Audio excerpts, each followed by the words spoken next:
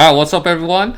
Today, we have another tips and tricks for you as you grow older and you live on your own and you're close to finishing college or you're in college, right? And that is, should I invest or save? Especially since you're a student, right? Also, since, everyone's into that investment craze right now in stocks and all that stuff. So we just want to talk about, what our thoughts on it, what we're doing, and some things you should keep in mind when you are planning on investing in like stocks, right?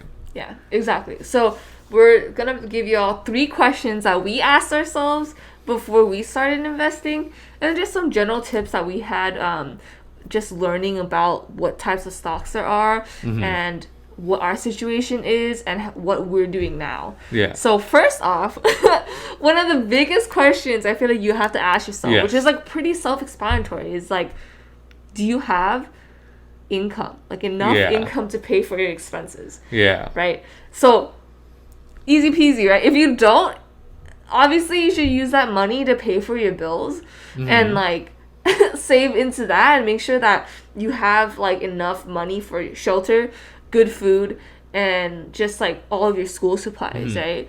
And like obviously this comes with like financial aid, and that also is considered your like income to pay for those things. And if you don't have those things yet, I would say don't invest. Yeah. Just because of how just not liquid that money is, and in case you do need it, if you're so tight on that budget of like how much I need for the rent and you just have a couple saved over, it's like that is worth just like keeping so that you, if anything happens, you have it, right? Yeah.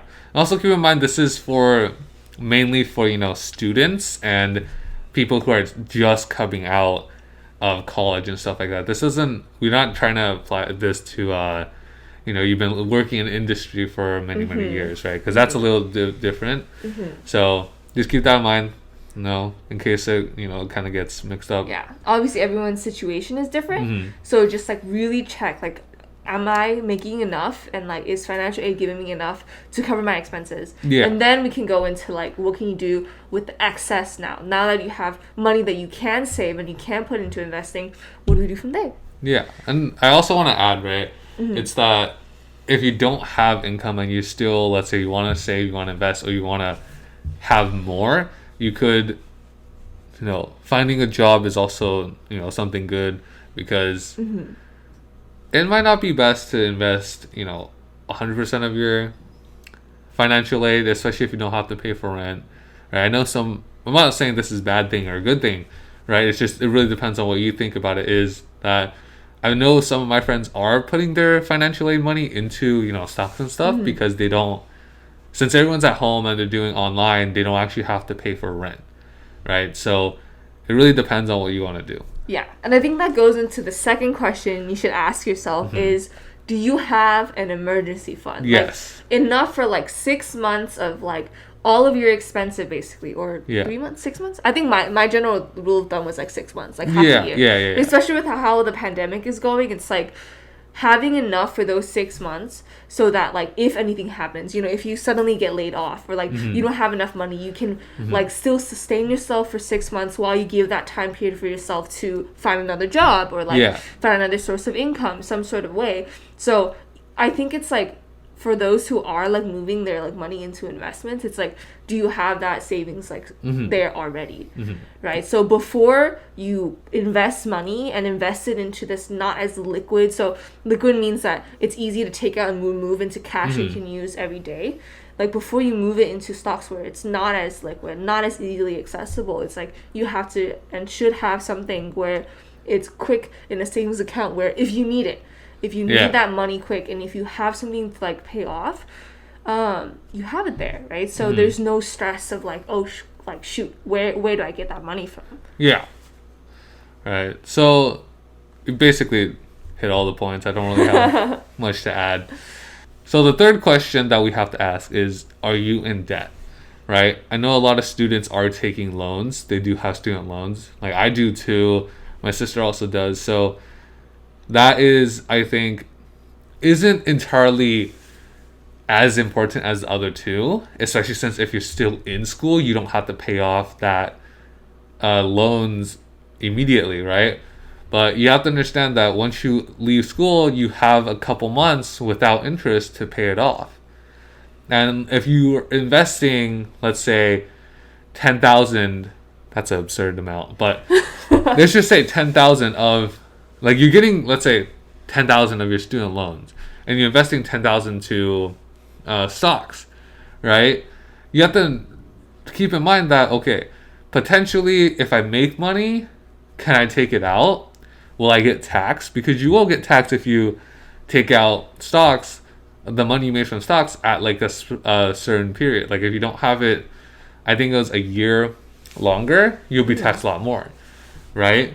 Or if you unfortunately lose money, can you still pay back the loans, right? If you don't check the two questions in the front, where do I have income or do I have enough savings, then being in debt is actually going to just amplify that, right? All your money's in stocks. Whether you're making or losing, it's going to be hard to pull out the money, like my sister said, to pay off your loans. And let's say you came out and you're working a higher paying job, but you're not making the $10,000 within that, let's say, 6 months buffer that they give you to pay back loans. Then you're kind of, shooting yourself in the foot at this point because you're going to be paying interest. You'll be paying more than what you were paid before because of, certain choices, right? And I'm not saying that's wrong, because maybe you invested 10,000 and you're okay, I'll take the interest now, and you'll make, $1 million later. That might happen. That could be your goal, right? But that's just something to keep in mind if you do have in debt. And this also pulls us to our not the top 3 anymore, but just another thing to think about, and that is just financial goals. Yeah, just general financial goals. Because I think when you kind of evaluate where you're at, right, and this is also to keep in mind that with each question that you ask yourself, it's your situation may be different, right? Because then I think that when we think and are hopeful about what the government does with our loans and our student loans and paying that off for us, for loan forgiveness, maybe your debt to you would then be you just need enough to pay for interest. So at least the interest doesn't build. So you slowly chip away at those debt versus so say for me, I get really anxious thinking about the fact that there's debt, I what if I can't pay off? So I would want to pay that off first. Yeah. So really just depends on where you're at. So the main thing when you think and decide, invest, save, or what should I buy? What are the big purchases that I need? Or where should I live? And can I afford the places where I live? It's what are your financial goals? Where is your financials right now? So having that financial literacy and understanding what and where and how that money is placed, and that's really important. Yeah. Right? So I think for us, when we first started, now obviously I feel we made this video especially for the people who come from say low income, first gen families, we didn't have the privilege of saving. Our parents didn't have the privilege of saving. So a lot of the times that means that there is no financial literacy within the family. So understanding that and getting yourself a few tips and tricks here and there to understand where you need to be is important. So in terms of financial goals, for you, what do you think through for deciding what you need to save or pay off or stuff like that? Okay, so I think the first thing I'm thinking about is, do I have a long-term or a short-term goal, right? Let's say, for example, in your mind, you want to make $1 million in 1 year. And you have the knowledge, what you need to do to reach that goal, and you feel like you are capable of reaching that goal. Okay, then if you think investing, a good amount of your income, your savings, or your whatever fundings that you have into it, you think that's fine, then go for it, right? Because you have the capability, you have the knowledge, you know what you're going into it for, right? And your goal is, okay, I make $1 million and I will most likely be able to pay back my loans, so you don't have to worry about that, right?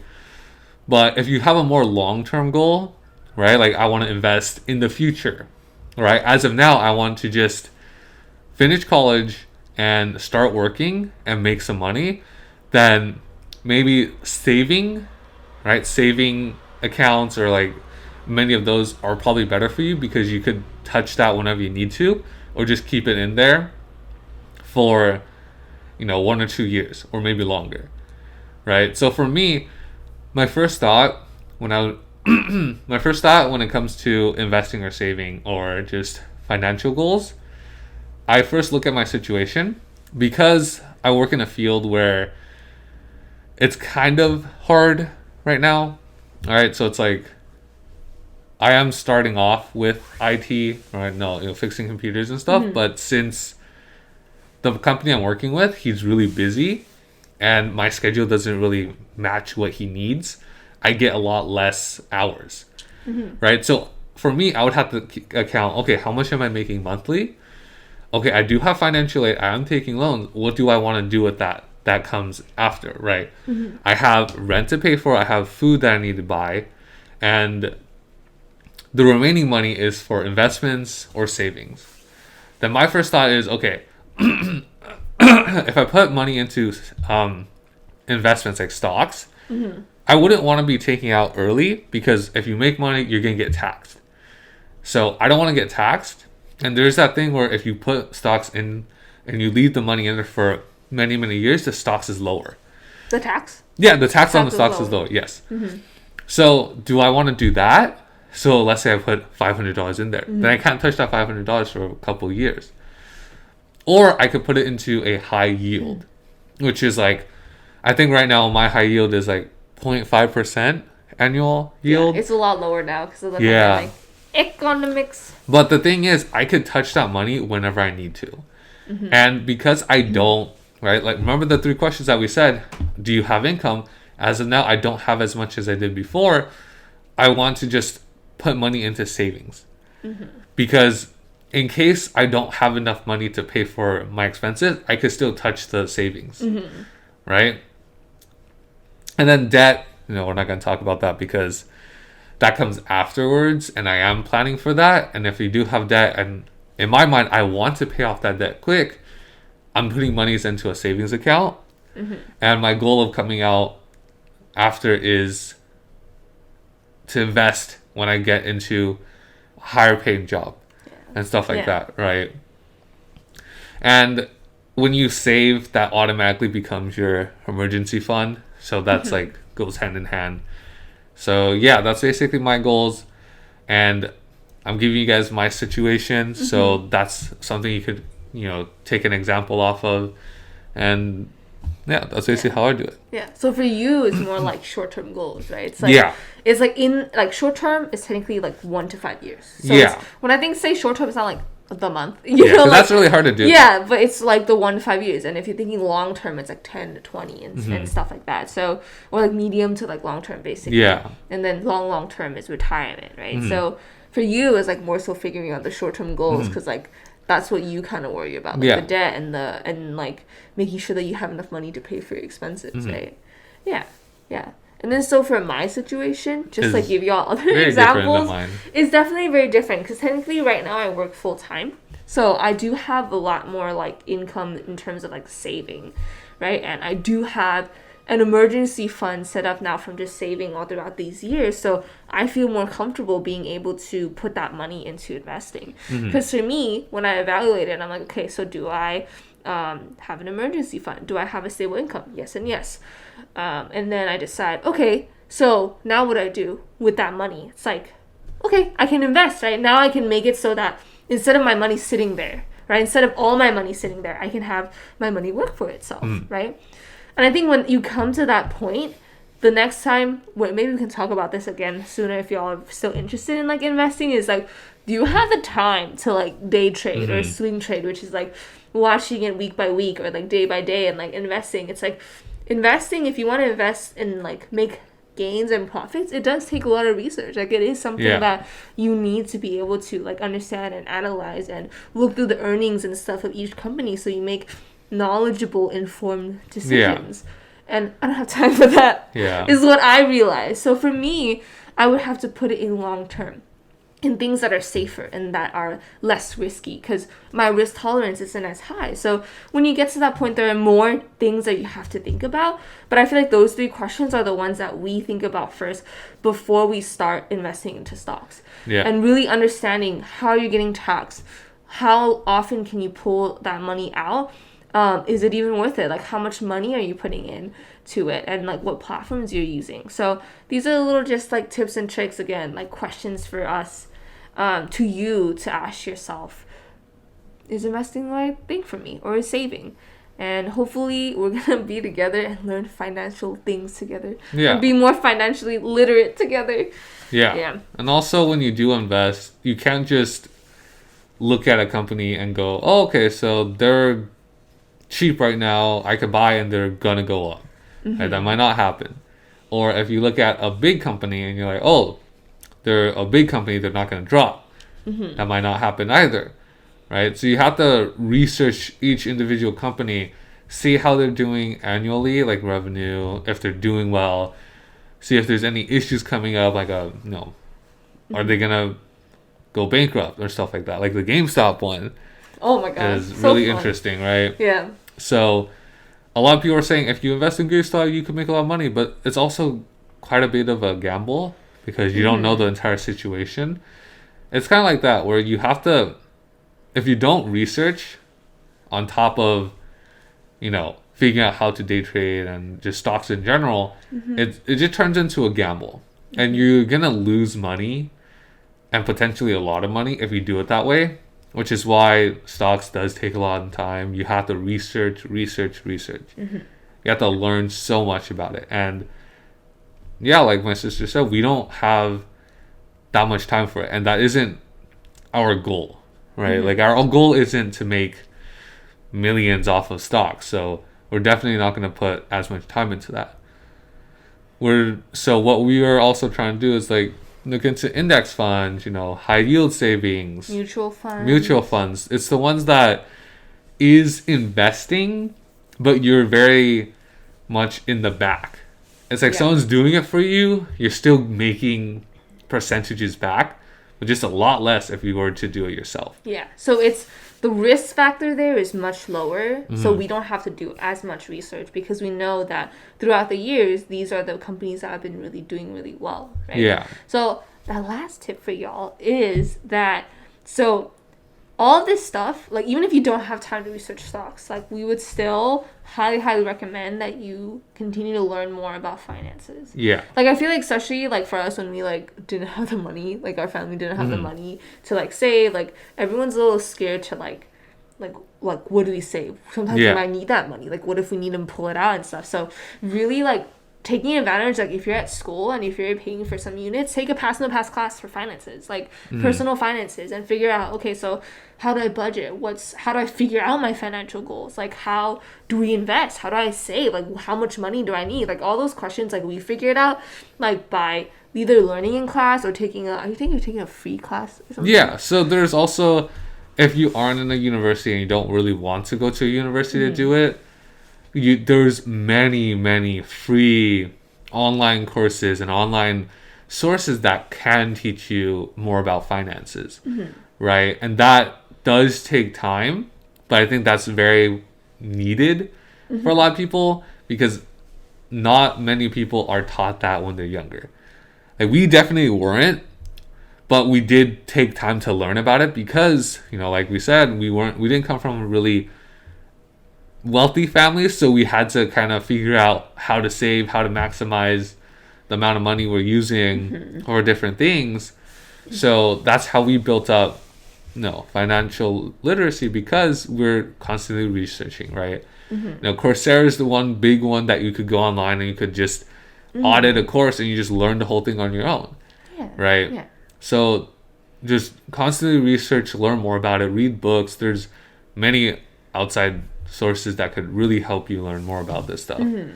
That's like you could go on with life knowing that I know how everything works. I know how finances work. I won't have to worry about it, right? And if you don't have to worry as much about financial stuff because you know a lot about it, you're able to maximize the amount of income you have to make more money for you or to just live more comfortably. Yeah. Also, like retirement too. Like I feel like when you slowly think about the short term, and you end up thinking about the long term as well. So there's a lot that goes into it, and making sure that like our social security like money like will not account for all of your expenses when you're older. You know, so making sure that you're ready for that. And slowly just like learning and picking up things here and there, like even if that's not the like biggest worry. As college students you have a lot to worry about, right? Like your school and academics and like getting experience. The financial literacy still also needs to be there, because like in the long run, how will you sustain yourself and how you want to sustain yourself, and figuring that out is really important, so y'all can do well and not have like this like financial stress on you. So we'll definitely provide a lot of links in the description to show you where to get free classes, where to learn, where to read. So we'll be sure to put that in the description. Is there anything else you want to add? I'm just going to add, if y'all have anything, y'all have tips and tricks that you want to tell us, or where you learn stuff. Yeah, by all means, let us know. We always want to learn. Yeah. Exactly. Like always, subscribe, follow us on Instagram, social medias. The typical stuff. Yeah, and feel free to DM us. More stuff. So keep in touch. Tell us what y'all want to hear. So thank you for watching. Check out our next video coming out soonish.